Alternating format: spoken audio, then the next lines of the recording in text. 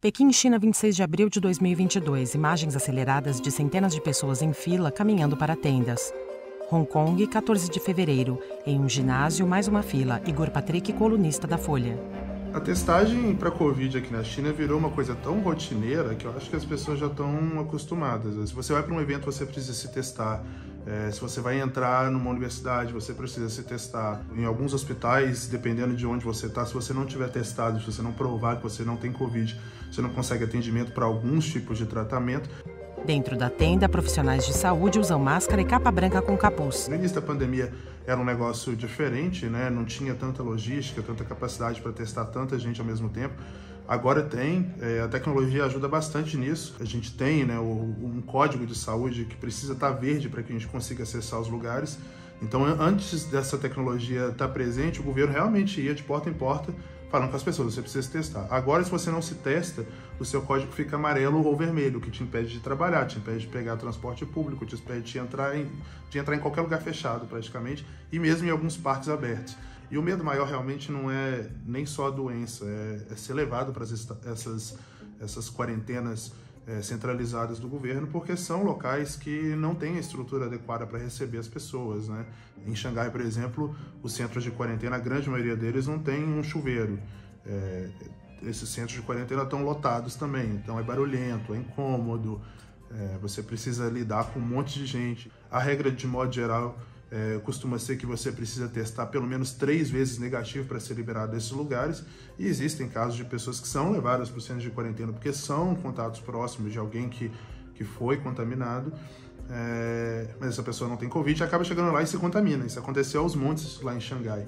Então, o temor maior aqui em Pequim agora, eu diria, é ser levado para o centro de quarentena e a questão do desabastecimento de comida mesmo. As pessoas têm medo do que aconteça aqui, o que aconteceu em Xangai, o que levou uma quantidade bastante grande de chineses aqui em Pequim a correr para os supermercados tão logo esse novo surto foi anunciado para poder estocar comida. No mercado, diversas pessoas fazem compras. Wang Yang, morador de Pequim. Sinto que Pequim está mais preparada do que Xangai. Nós, cidadãos, preparamos os suprimentos em nossa casa com antecedência. Estamos todos bem preparados. Pang Dongxin, moradora de Pequim.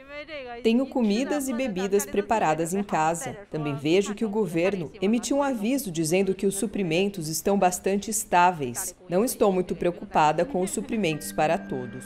Wuhan, China, janeiro de 2020. Do alto, centenas de leitos enfileirados, fachada do Centro Médico de Wuhan e cenas de atendimentos por profissionais paramentados. A China foi muito bem sucedida, muito antes da Covid chegar ao Ocidente, fazer o estrago que fez, ela foi muito bem sucedida em controlar a doença, fez um lockdown bastante rigoroso em Wuhan e um isolamento também bastante rigoroso no resto do país naquela época, conseguiu se ver livre, praticamente livre da Covid e restaurar a vida normal aqui ao longo de todo o ano de 2020, boa parte de 2021, a situação só começou a mudar ali para o final de 2021, com as variantes Delta e posteriormente Ômega, e a China contou durante muito tempo com essa estratégia de Covid-0, de limitar ao máximo o número de infecções. Agora eles chamam de estratégia dinâmica de Covid-0, que significa entender, né, aceitar que alguns casos vão aparecer, mas fazer o possível para poder quebrar a transmissão do vírus. E a coisa começou a degringolar em Xangai primeiro, o vírus começou a circular em Xangai depois que um hotel de quarentena acabou não lidando muito bem ali com o lixo tóxico, né, com os restos de quem estava ficando ali, e isso acabou se espalhando pela cidade. E lá em Xangai demoraram muito para poder fechar a cidade. E quando fecharam, fizeram isso de uma forma um tanto quanto desordenada. Inicialmente a ideia era que metade de Xangai ficasse em lockdown durante 5 dias, para dar tempo de testar todo mundo. Iam reabrir essa área e fechar a segunda área, né? Eles usaram o rio que corta Xangai como divisa aí para poder fazer essa estratégia. O problema é que quando fecharam a primeira área, eles viram que o número de casos era muito grande.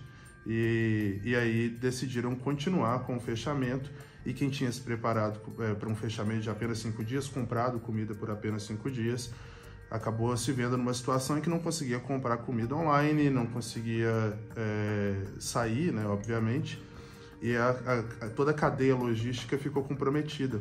Aparentemente agora em Xangai a questão da fome em si, porque teve gente que efetivamente passou fome, ela foi controlada, mas ela foi controlada graças aos comitês de bairro do Partido Comunista, que aqui na China todas as regiões elas são divididas por esses comitês, né, são controladas por esses comitês, então até dentro do condomínio você tem alguém do Partido Comunista ali, responsável por gerir aquela área. Eles começaram a organizar grupos de compra coletiva, então você não consegue efetivamente escolher o que você vai comprar, mas você consegue comer. Paramentados, profissionais manipulam diversos tubos etiquetados. O cálculo do número de casos na China continental e nos territórios que são chineses, mas não fazem parte da mesma jurisdição, é diferente, né? Então, Macau e Hong Kong, eles têm as autoridades centrais do executivo lá que são responsáveis por gerir a pandemia. Em grande medida, talvez esse tenha sido o motivo pelo qual Hong Kong acabou tendo uma gestão da pandemia bastante caótica, bastante difícil. Até a vacinação lá é diferente. Em Hong Kong, por exemplo, se utiliza a vacina da Pfizer, que na China não tem nenhuma vacina estrangeira aprovada até o momento. E aqui na China continental, a contagem de casos ela é um pouco diferente do que a gente está acostumado no Brasil. O que eles fazem é calcular oficialmente, nesse número geral que a gente vê, o número de casos sintomáticos, e aí os casos assintomáticos eles até são reportados, mas eles não entram na contagem oficial se a pessoa não desenvolver sintomas. Mãos com luvas aplicando uma vacina em um homem. A gente não vê na China um movimento anti-vacina, não. De modo geral, se não me engano, as taxas de vacinação aqui chegaram a 90%.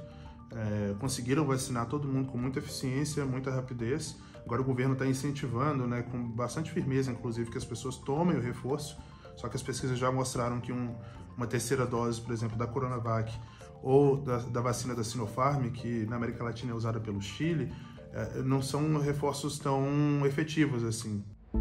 No porto, centenas de contêineres estão empilhados. Do ponto de vista econômico também, é importante lembrar que, nesse momento, em Xangai, os portos eles estão funcionando, mas estão funcionando com capacidade reduzida, o que significa que uma quantidade absurda de mercadorias que deveriam chegar à China ou sair da China estão esperando, estão no mar esperando. Isso causa um efeito cascata na economia global absurdo.